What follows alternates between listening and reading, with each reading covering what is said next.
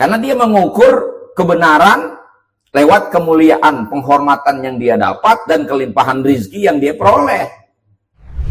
Makanya yang benar orang beriman itu kejar dunia untuk akhirat, itu benar. Paham nggak? Kejar dunia untuk akhirat. Bedanya kita sama orang kafir ngejar dunia semata-mata dunia. Gitu. Orang beriman, dunia itu menjadi mazra'atul akhirah. Modal untuk wasilah ilal akhirah.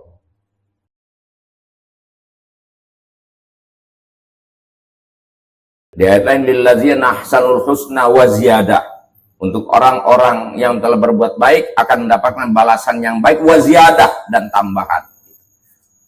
Ya. Ini kan tadi mengenai ayat 174 itu kan mengenai balasan-balasan orang yang berbuat baik, dan itu kan balasan yang ada di akhirat. Kan artinya ketika kita itu di akhirat kita belum tahu apa yang akan kita lakukan kalau kita berbuat suatu kebaikan kan. Nah ketika itu kita harus yakin bahwa di akhirat kita akan dapat balasan kita berbuat baik, akan dapat kebaikan juga, dan kalau kita untuk terjadi itu apa kita kebaikan atau tidak, apa kita dapat kebaikan dari di akhirat itu. Nah sekarang bicara ke dunia ini. Terkadang kita juga kan ada di dunia pun juga ada bencana, ada rezeki, ada kesengsaraan sebagainya. Apa itu bagian juga dari balasan, atau apa dunia itu sebagai suatu peringatan buat manusia, atau hanya sebagai ujian?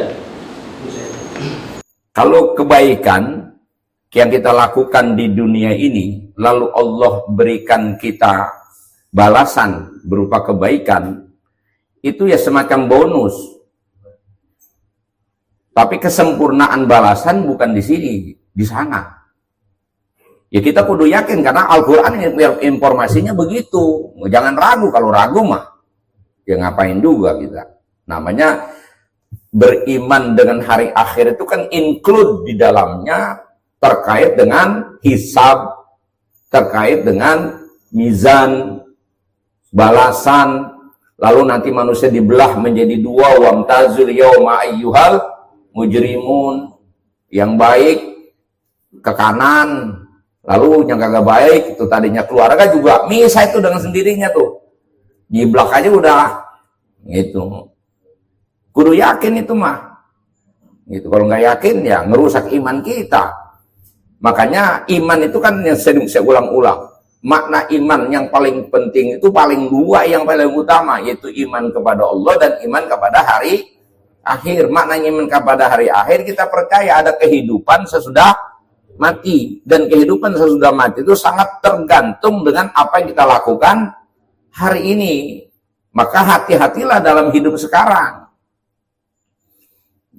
Ayatnya itu yang di ayat yang paling populer, wa man khafa maqama rabbih. Adapun orang yang takut dan khawatir bagaimana nanti berhadapan dengan Allah di padang mahsyar saat dihisab, itu selalu menjadi pertimbangan dia waktu di dunia.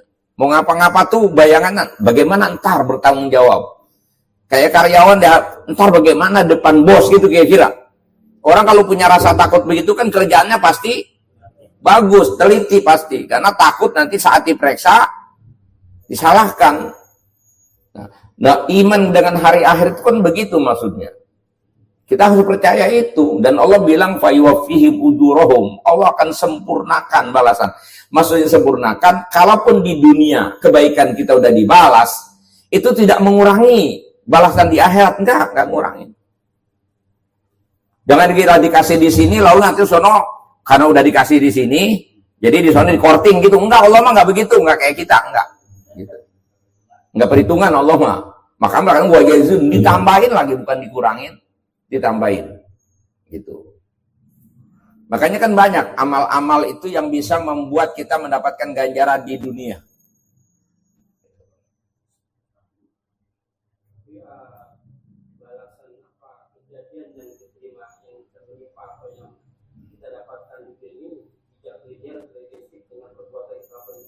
Selalu linear. Kalau orang jahat nikah lancar itu namanya istidraj. Jadi temanya harus paham. Bahkan kadang-kadang orang jahat lebih berkuasa, umurnya lebih panjang. Orang brengsek kadang-kadang umurnya panjang-panjang. Gitu. Gitu. Makanya dalam perspektif iman, kita ini ketika kita banyak dosa, tapi rizki kita lancar atau nikmat kita berlimpah, itu harus waspada itu. Kita harus mengatakan, wah ini jangan-jangan saya diulur ini. Gitu. Diambulin. Ada kan hadisnya begitu. Siapa orang yang ditambahkan rizkinya, tapi tidak semakin dekat dengan Allah, maka itu namanya istidroj, itu jebakan, itu dari di pranknya sama Allah tuh. Kalau ngomong jebakan, Tuhan kagak ngebohongin kita. Lagi di prank nanti apa diulur dulu sehingga dia merasa nanti apa dibilang. Sama kayak orang Mekah saat itu. Wa idza qila lahum anfiqu mimma razaqakumullah qala alladziina kafaru lil ladziina amanu anut'imu man law yasha'ullahu at'ama in antum illa fi dhalalim mubin. Ketika mereka diperintah untuk berinfak, yang kaya kasih orang-orang miskin, kasih makan. Loh, ternyata pengikut Muhammad kan banyak yang miskin. Kalau memang lu bener, mestinya lu dong yang kaya. Kok tetap gua nih yang nggak percaya sama Muhammad tetap kaya? Makanya dia bilang, in antum illa fi dhalalim mubin. Berarti kamu yang sesat, saya yang benar. Gitu. Ya, kalau wacana itu yang ente pakai, ya sama berarti. Wacananya sama wacana sama orang Mekah. Jadi mengukur kebenaran pada pencapaian dunia. Gitu. Kebenaran tidak bisa diukur dengan pencapaian dunia. Karena ada banyak orang yang soleh banget hidupnya menderita. Ada. Dan mereka ternyata menurut kita menderita. Hati mereka justru damai. Kita nggak tahu. Sama dengan kita, menurut kita orang kaya bahagia menurut kita. Padahal yang kaya mah pusingnya setengah mati, ini nggak tahu. Kebanyakan dia pusingnya mente sama kita. Dan kita mah pikirin makan apa besok itu doang. Dia mau kemana-mana pikirannya. Itu. Dolar naik aja dia mau puyeng. Kalau kita mah nggak ngaruh, dia mau naik kemana juga biasa aja. Itu. Jadi tidak bisa diukur kebenaran itu dia. Nah, ada ayatnya makanya di Quran saya. Fa'amal insan. Nih sering juga saya baca ayatnya. Fa'amal insan, ini manusia nih umumnya kata Allah. Idza mabtalahu rabbuhu, apabila diuji oleh Tuhannya. Fa'akramahu wa na'amahu. Dimuliakan dia, kedudukannya dihormatin di dunia. Wa na'amahu, dilimpahkan segala macam kenikmatan. Fa yaqulu rabbi akraman. Dia bilang apa? Oh, berarti Tuhan memuliakan saya. Karena dia mengukur kebenaran lewat kemuliaan, penghormatan yang dia dapat dan kelimpahan rizki yang dia peroleh. Itu menjadi ukuran buat dia. Wa amma idza mabtalahu, adapun apabila kami uji dia, faqadara alaihi rizqahu, lalu kami sempitkan rizkinya, fa yaqulu rabbi ahanan. Komentarnya, duh, Tuhan bagaimana sih? Jadi dia mengukur keberhasilan dia sebagai hamba Tuhan lewat pencapaian dunia. Keliru, kata Allah. Kalla. Nggak begitu. Bukan begitu. Itu kalla itu begitu. Bukan begitu caranya. Bukan begitu konstruksi berpikirnya. Apa lanjutannya itu? Kalla. Kalla balla tukrimunal yatim wa la tahaduna ala ta'amil miskin wa ta'kuluna turasa aklal lamma wa tuhibbunal mala hubban jam. Enggak begitu kata Allah. Kamu itu kaya pun la tukrimunal yatim. Dikasih kaya, dikasih melimpah harta, nyatanya kamu juga nggak baik sama orang-orang yang butuh. Baiknya kamu di mana? Gitu. Wala tahaduna ala ta'amil miskin. Kamu juga tidak menggemarkan untuk memberikan makan orang miskin. Kamu kaya sendiri. Bahkan jatah orang susah pun kamu ambil. Karyawan kamu potong gajinya. Kamu lakukan berbagai macam rekayasa seenakmu. Tenaganya diperas. Kamu mau menang sendiri. Baiknya kamu di mana kata Allah. Kemudian wa ta'kuluna turasa aklan lama, dan kamu memakan apapun yang diwariskan kepadamu, yang kau dapatkan itu dengan sepuas-puasnya kamu, tanpa memperhatikan kepentingan orang lain. Wa tuhibbunal mala hubban jamma, dan kamu begitu mencintai, senang banget ngumpulin banda. Emang baiknya apa ngumpulin banda? Ente pikir hidup bakal abadi itu? Kan gitu Allah gugat sama kita. Jadi kalau ngelihat manusia di dunia ini jangan diukur lewat pencapaian duniawi. Fir'aun kan punya kekuasaan. Yang benar bukan Fir'aun, Nabi Musa malah. Korun mencapai puncak kekayaan. Enggak, malah dia binasa. Makanya Allah bilang apa? Tilkad darul akhirah. Negeri akhirat itu naj'aluha lilladina la yuriduna 'uluwan fil ardi wala fasada. Negeri akhirat itu kami jadikan khusus bagi orang-orang yang tidak mau berlaku sombong di bumi ini. La yuriduna 'uluwan, tidak ingin keunggulan, tidak ingin punya ketinggian di dunia. Dunia bukan targetnya. Wala fasadan, dan tidak menginginkan, tidak melakukan perbuatan-perbuatan yang merusak sistem. Baik berkait dengan urusan iman maupun kerusakan yang membawa kepada mafsadat bagi orang banyak. Kezaliman kan merusak sistem itu namanya. Maka Islam melarang orang berlaku zalim. Maksiat itu kan merusak sistem itu. Jadi surga udah dimaklumkan oleh Allah, disediakan oleh Allah untuk orang yang tidak mengejar dunia. Begitu aja dah, paling enaknya. Gitu. Yang ngejar dunia nggak dapat akhirat.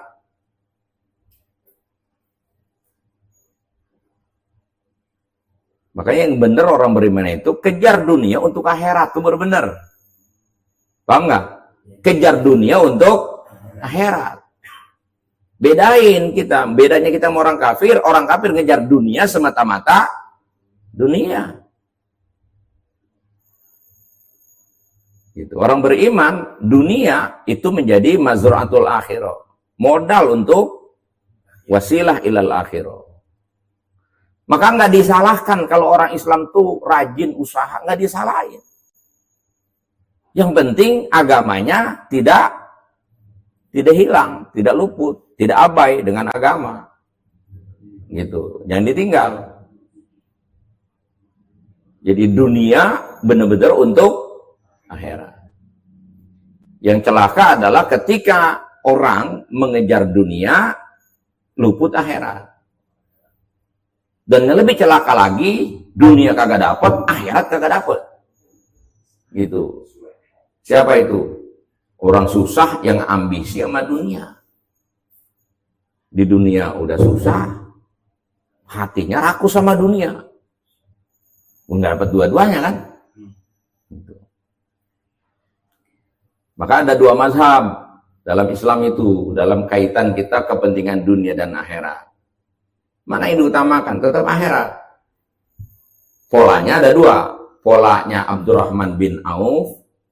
Yang kedua, polanya Abu Darda. Abdurrahman bin Auf itu adalah pengusaha muslim. Dia saudagar. Gitu. Tapi dia tidak pernah mengabaikan urusan-urusan agama, urusan akhirat. Saatnya perang, ya paling banyak dinyumbang. Gitu. Kapan aja dibutuhkan korbannya, dia korban. Bahkan bukan cuma nyumbang, dia berangkat perang, ya perang. Perek dagang, itu.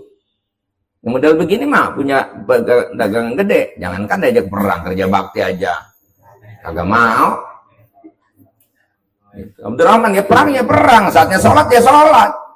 Gitu, nggak ada alasan sibuk sama dunia. Lagi banyak pembeli di toko, ntar aja sholatnya sore-sorean dikit, nggak main itu. Gitu. Jadi Abdurrahman bin Auf dia kejar dunia, tapi akhiratnya tidak keleleran. Dia nyaman dengan posisi ibadahnya. Dunia tidak mengganggu akhiratnya. Sedangkan Abu Darda pernah katakan, saya pernah ambil jalan itu. Ketika saya fokus, saya ngerjain urusan dunia, akhirat saya keleleran. Maka daripada saya kehilangan akhirat, lebih baik saya kehilangan dunia. Tidak kehilangan akhirat. Daripada saya dapat dunia, tapi saya luput akhirat. Jadi orang-orang susah mendingan pakai prinsip Abu Darda. Gitu. Kita terbalik. Nih. Bukan ini, Audaman bin Auf, enggak. Udara juga enggak. Itu ketika jadi pengusaha, jadi orang yang ngejar dunia, udah dunia mulu udah. Akhirat lupa. Kan banyak kan begitu. Kalau udah urusan dunia, akhiratnya lupa. Atau dunia emang kagak punya, tapi tamaknya sama dunia kenceng banget. Gitu. Kan parah itu. Jadi boleh kita, dunianya bukan dilarang, yang penting jangan sampai urusan dunia istighol bid dunia anil akhirah. Sibuk dengan urusan dunia, abai dengan urusan akhirat. Karena memang bukan tujuan dunia itu. Makanya saya lucu tuh ngeliat para yang katanya orang-orang pintar di TikTok itu, begitu pentingnya menempatkan dunia dan mengukur kesuksesan dunia itu oleh dengan pencapaian-pencapaian duniawi. Lalu menganggap agama ini menjadi penghalang bagi mereka untuk mencapai dunia dan mengukur kesuksesan orang lewat pencapaian dunia. Dan itu buat apa Quran ngomongin akhirat kalau gitu? Wah, akhirat nggak penting katanya, yang penting dunia dulu. Urusan akhirat nanti tergantung apa. Bener, urusan akhirat tergantung apa yang kita lakukan sekarang. Yang dimaksud melakukan sekarang itu kita melakukan apapun pijakannya adalah agama, baru bener. Bukan tinggalin agama untuk mendapatkan dunia. Prinsip itu aja. Silahkan kejar dunia untuk akhirat. Jangan sampai kita ngejar dunia lupa akhirat. Kalau kira-kira ngejar dunia udah kagak dapat, udah jangan dikejar. Ini akhirat aja udah. Ngapain ente? Udah 50 tahun sih masih membangun usaha aja. Mau anak. Udah jangan ngenes udah. Masih membangun usaha aja.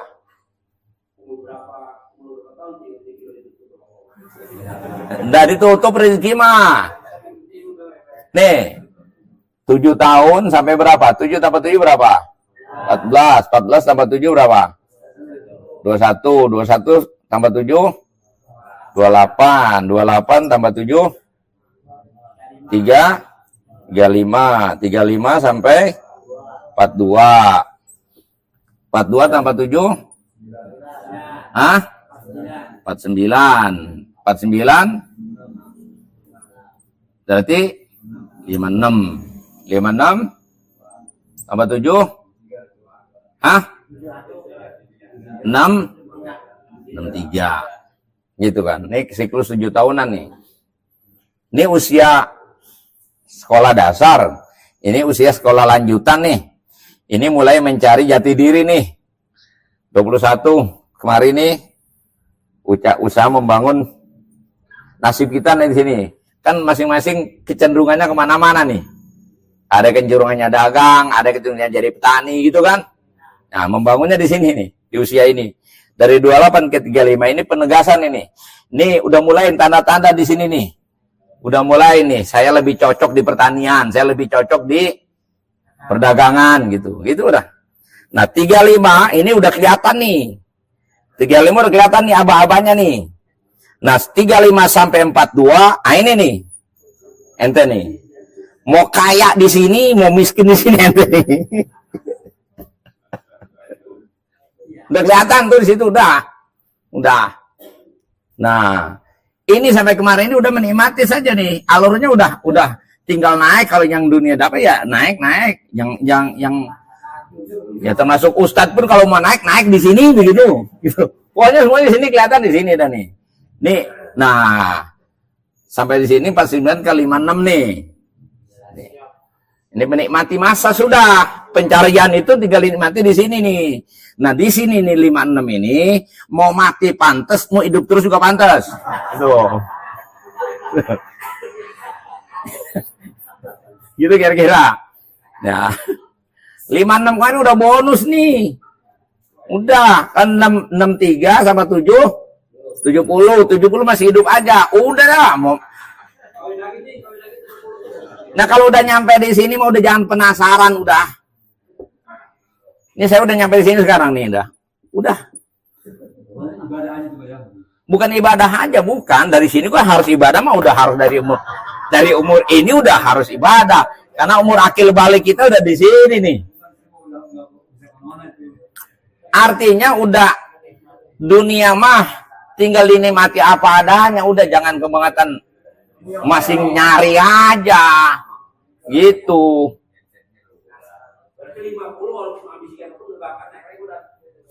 Naik juga, kalaupun naik memang dasarnya udah dibangun dari sini nih. Nih pondasinya udah ada dari sini. Gitu. Iya, makanya kalau Prabowo jadi presiden umur 74 ini kan dia bangunnya dari sini. Mau ujug-ujug apa? Ini nyalonin juga udah 4 kali baru jadi.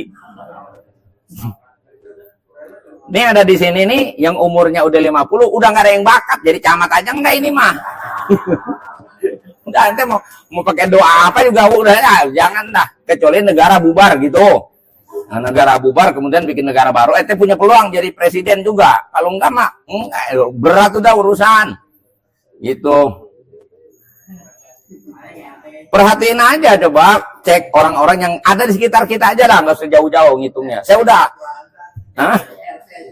Ya makanya mau nyalain udah kagak pantas nyalonin juga, gitu.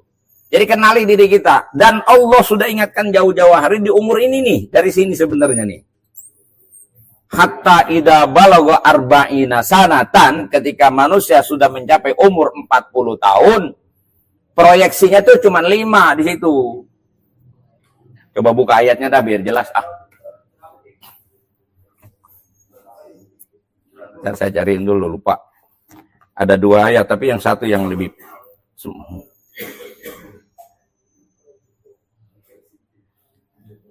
Ini bukan berarti membuat orang lemah untuk usaha ya, bukan. Jadi maksudnya kita harus jelas udah orientasi hidupnya gitu.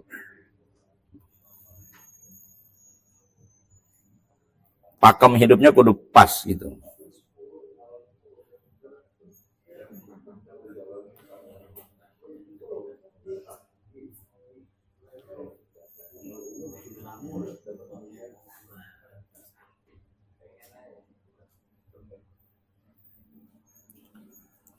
Surah Al-Aqab ayat 15.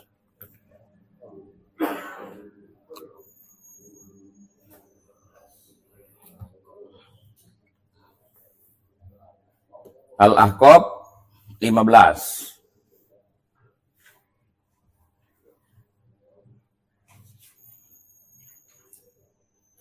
Kalau globalnya ngitungnya nih, ini di sini masa-masa pendidikan, masa-masa kita pencarian gitu kan. Ini udah masa-masa berhasil nih. Ini udah masa melanjutkan dan menikmati di sini. Nah, sampai yang umur ini nih 40 nih. Al-Ahqaf ayat 15 ketemu. Dah. Apa di situ bunyi ayatnya? Wa wasainal insana biwalidayhi ihsana hamalat ummuhu kurhan wa datkunha wa hamluhu wa isaluhu salasuna syahra. Nah, situ ayatnya. Hatta idza balagha arba'ina sanatan, sehingga ketika manusia sampai usia 40 tahun, qala rabbi auzi'ni an ashkura ni'mataka allati an'amta 'alayya wa 'ala walidayya. Dan ini hapus ya. Jadi yang harus kita lakukan apa di situ? Yang pertama, banyakin syukur. Banyak syukur.